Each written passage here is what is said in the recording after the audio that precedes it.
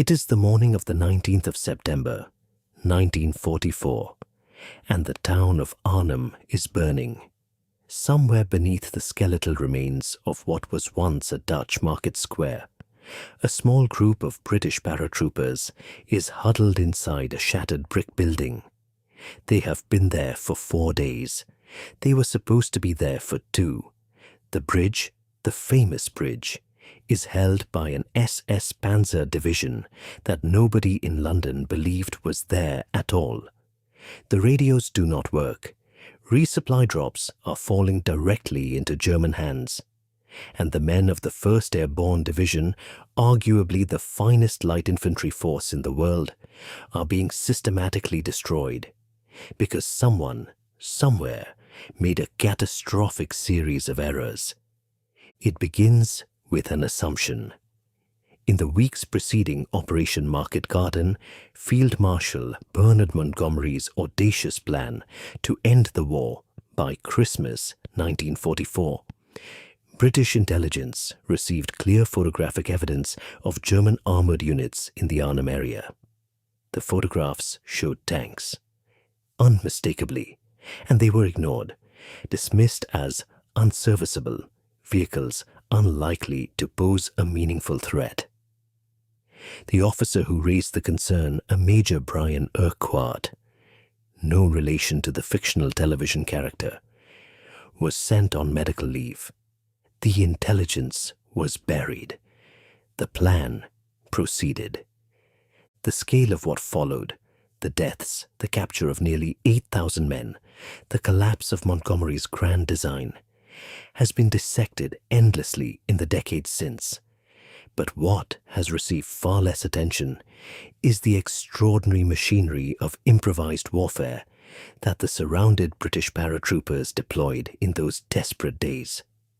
Because Arnhem, for all its tragedy, was also an unintentional laboratory, a place where emergency, ingenuity, and absolute necessity produced weapons and methods that would reshape British thinking about light infantry combat for a generation. The mistakes were catastrophic, but the lessons, forged in fire and blood, were priceless. To understand what made Arnhem so devastating, you must first understand the world of the British paratrooper in 1944. The men of the 1st Airborne Division were not ordinary infantry. They were volunteers, selected for physical fitness, intelligence, and a particular kind of reckless courage. They were trained to drop behind enemy lines, operate without supply lines, hold ground against superior forces, and do it all carrying only what they could jump with. That last constraint, the weight limitation imposed by the parachute, had defined British airborne warfare since the first experimental drops of 1940. And it had created a persistent, gnawing problem that nobody had quite managed to solve. The problem was anti-tank capability. A conventional infantry battalion in 1944 could call upon artillery support, tank cooperation, and a range of heavier weapons to deal with enemy armor. A parachute battalion had none of those luxuries. It had the PIAT, the projector, infantry, anti-tank, a spring-loaded device that threw a shaped charge bomb at a range of roughly 100 meters. The PIAT was, by any objective measure, a terrifying weapon to operate. It required the firer to lie prone, often in the open, close enough to an advancing tank that the exhaust heat could be felt. It misfired regularly. And even when it worked, its shaped charge warhead was effective only against the side and rear armor of German medium tanks, not the frontal plate of the heavier vehicles, like the Panther or Tiger, that increasingly dominated the eastern and western fronts alike. The standard British solution to this gap, the 6-pounder anti-tank gun, was an excellent weapon. Light by artillery standards, accurate, reliable, and capable of penetrating the side armor of even the heaviest German tanks at reasonable combat ranges. But it weighed over 900 kilograms in its wheeled configuration and required a dedicated crew of 5 men and a towing vehicle. You could not carry a 6-pounder in a Sterling bomber.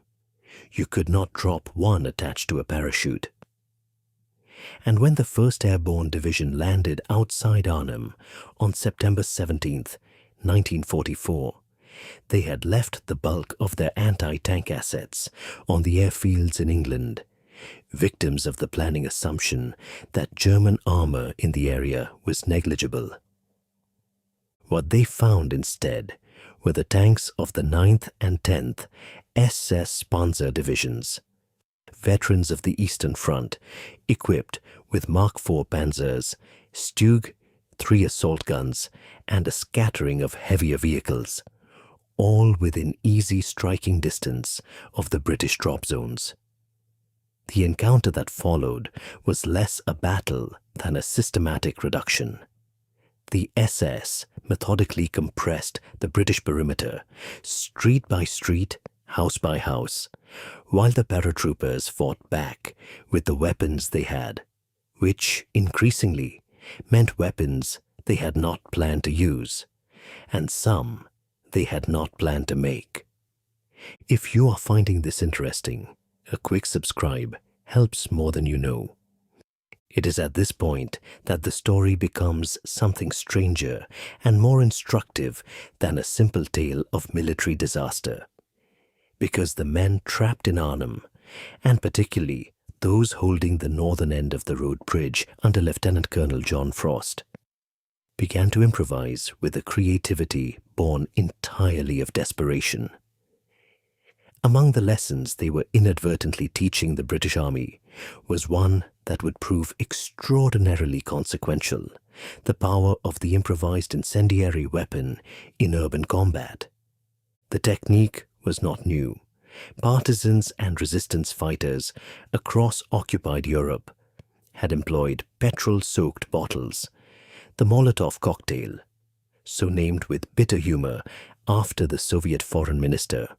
Since the early years of the war, the Finns had used them against Soviet tanks during the Winter War of 1939 to 1940 with remarkable effect, exploiting the vulnerability of the Soviet T-26 and BT series tanks to fire.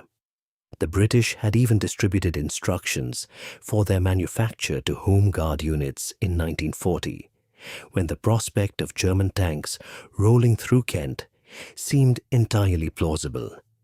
But what the paratroopers at Arnhem discovered, in real time under fire, without the luxury of theory, was something the pre-war theorists had missed. An incendiary weapon, properly employed in an urban environment, did not need to destroy a tank.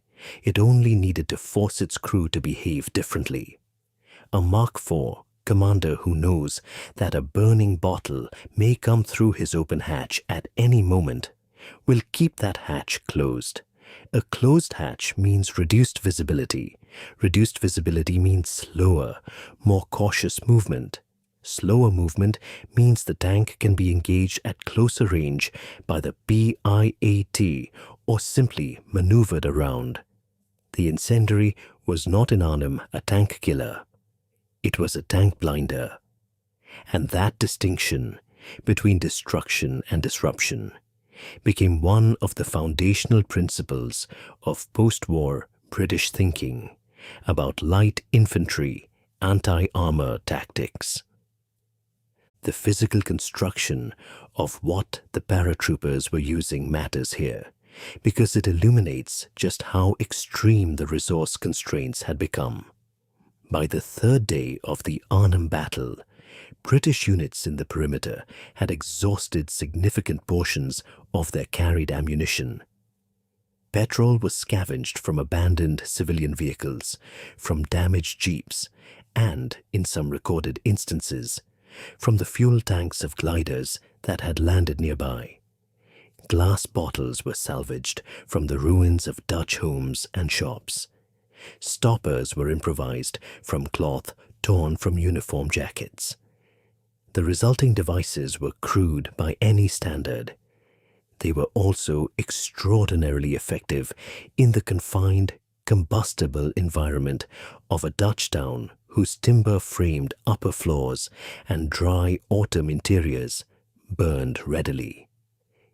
The manufacturing process, such as it was, took place in basements and back rooms, while German artillery hammered the streets above. A small number of men would break the bottles into usable sizes, fill them carefully to avoid spillage. Petrol vapor in an enclosed space presented its own lethal hazard, and seal them with whatever was available. Some units added a secondary charge, a small quantity of engine oil mixed with the petrol, which produced a thicker, more adhesive burning fluid that clung to metal surfaces longer and resisted the crew's attempts to extinguish it with sand. This is not a trivial refinement. The difference between a petrol fire that a trained tank crew can manage in 30 seconds and one that burns for 3 minutes is the difference between an inconvenience and a crisis.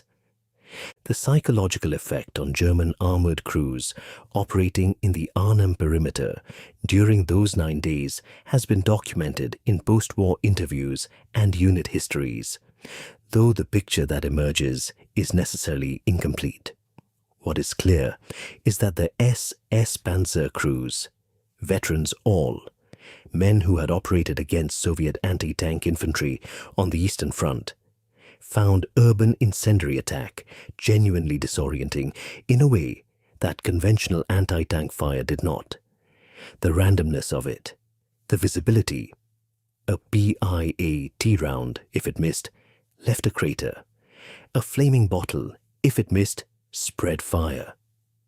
The British paratroopers were, in effect, turning the streets of Arnhem into a kind of permanent threat landscape, where every window and every doorway represented a potential origin point for something burning. German equivalents in this area of improvised incendiary warfare were, by 1944, more systematized, but not necessarily more effective. The Wehrmacht had produced the Flammflasche, a standardized glass bottle incendiary for issue to certain infantry units as early as 1941, following the Finnish example and the lessons of urban fighting in Poland and France. The German version was manufactured in controlled factory conditions with a standardized fuel mixture and a purpose-built ignition wick that produced reliable ignition in a wider range of weather conditions than an improvised cloth stopper. By weight and volume, the Flammflasche was a superior device. It was also, by 1944, largely unavailable to the units fighting in the Netherlands, where supply lines were under constant Allied air interdiction, and logistics priorities had shifted almost entirely to fuel for the armored divisions. The American approach to the same problem had diverged considerably. By late 1944, American infantry units were increasingly equipped with the M2A1-7 flamethrower, a man-portable device that projected a continuous stream of burning napalm, thickened fuel, to ranges of between 30 and 40 meters. The flamethrower was, in direct comparison, vastly more destructive than any thrown incendiary device. A single operator could clear a room, set a vehicle alight, or drive infantry from a fortified position in seconds. But it weighed nearly 30 kilograms fully loaded, required specialized training to operate safely, and presented its carrier with a survival rate in combat that made assignment to a flamethrower team one of the most unwelcome duties in the American Army. The British 1st Airborne had no flamethrowers at Arnhem. They had bottles and ingenuity, and in the specific tactical circumstances of that battle, It is arguable that the improvised solution was better adapted to what was actually needed. The legacy of Arnhem in British military doctrine is complicated because for many years after the war, the official narrative emphasized the heroism of the paratroopers while treating the operational failures. The intelligence ignored the radios that would not function, the drop zones chosen too far from the objective, as lessons that had been absorbed and applied. The improvised weapons and tactics were acknowledged in regimental histories and memoirs, but did not immediately filter through into formal doctrine in the way that, say, the tactical lessons of El Alamein or the Normandy campaign had done. What did change was the British Army's thinking about urban incendiary capability at the infantry level. The post-war years saw a renewed interest in providing standard infantry units, not just special forces, with reliable lightweight incendiary options that could be produced quickly from available materials if supply chains failed. The 1950s saw a series of classified trials at the School of Infantry at Warminster, in Wiltshire, in which various improvised incendiary formulae were tested for reliability, range, and tactical effectiveness. The results of those trials remain partly classified, though enough has been released through the National Archives to confirm that the Arnhem experience was explicitly cited as the operational context that justified the research.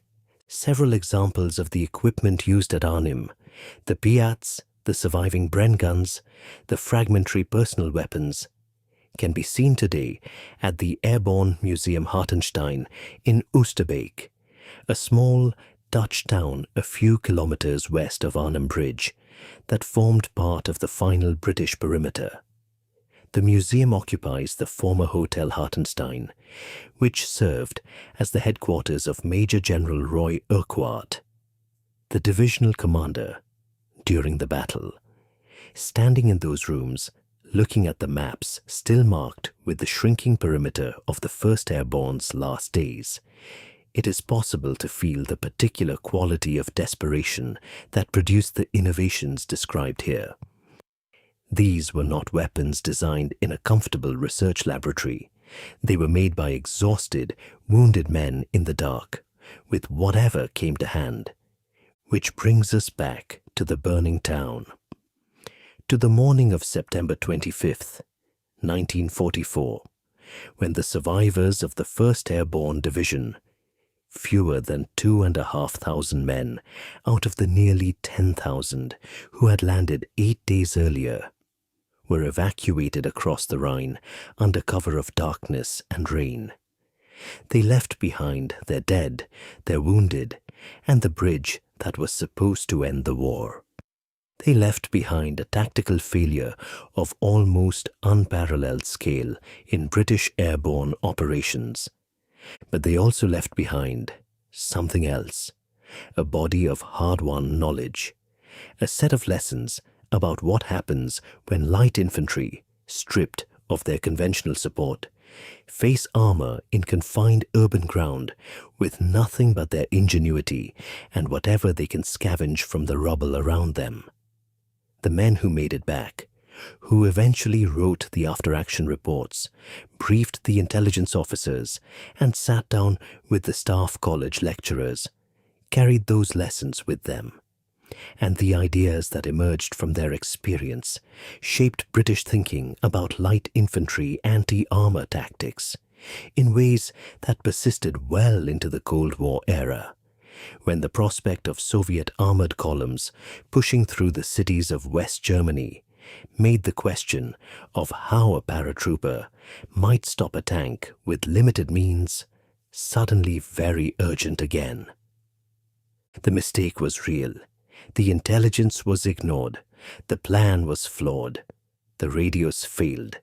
And nearly 8,000 men paid for those failures with their freedom or their lives.